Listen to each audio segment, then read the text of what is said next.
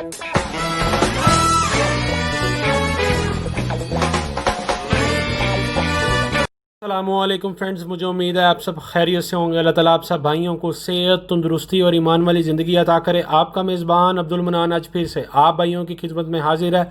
आज का हमारा टॉपिक है साबुत धनिए के चंद हैरत अंगेज़ फ़ायदे। साबुत धनिया हर घर में मौजूद होता है, लेकिन हम इसके फ़वाइद नहीं जानते कि ये किस तरह हमारे काम आ सकता है। साबुत धनिया बहुत सारे तरीक़ों से हमारी सेहत और ख़ूबसूरती में इजाफ़ा कर सकता है।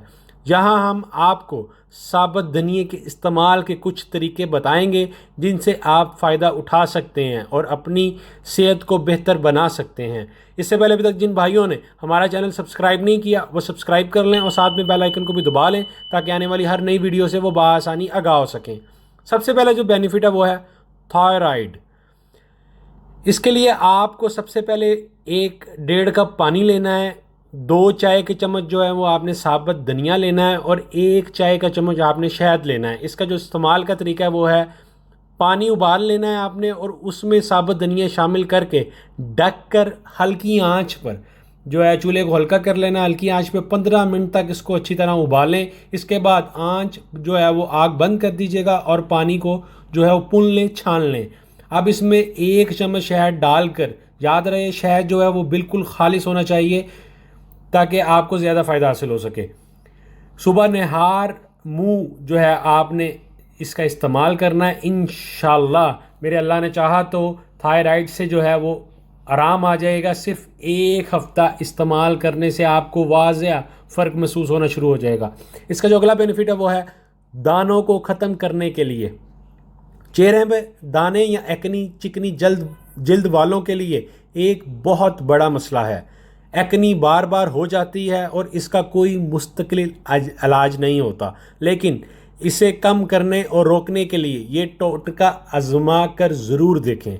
इसके लिए आपको जो अज़ा चाहिए वो हैं धनिया का पाउडर लेना है आपने 1 खाने का चम्मच, शहद 1 खाने का चम्मच, हल्दी 1 चुटकी और मुल्तानी मिट्टी वो आपको किसी भी पंसार की दुकान से बआसानी मिल जाएगी। इसका जो बनाने का तरीका है वो है तमाम अज्जा को मिलाकर एक पेस्ट बना लें। आप इस पेस्ट को चेहरे पर मास्क की तरह लगाकर खुश्क होने दें।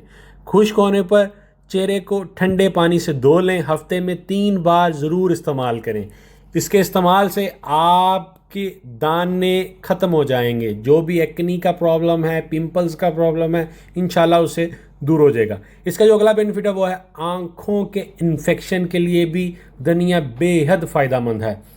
आँखों के इन्फेक्शन के लिए भी धनिया बेहतरीन काम करता है। इसके अलावा आँखों की दीगर बीमारियों में भी ये फ़ायदा पहुंचाता है। इस टोटके का इस्तेमाल ज़रूर करें। आधा गिलास पानी में 1 चाय का चम्मच धनिया शामिल करके 10 मिनट तक उबालें। अब आँखों के इन्फेक्शन में मुब्तला अफराद दिन में 2 से 3 बार इस पानी से आँखों को धो लें। आँखों में जो है उस पानी से छट्टे मारें और अच्छी से जो है अपनी आँखें साफ़ करें।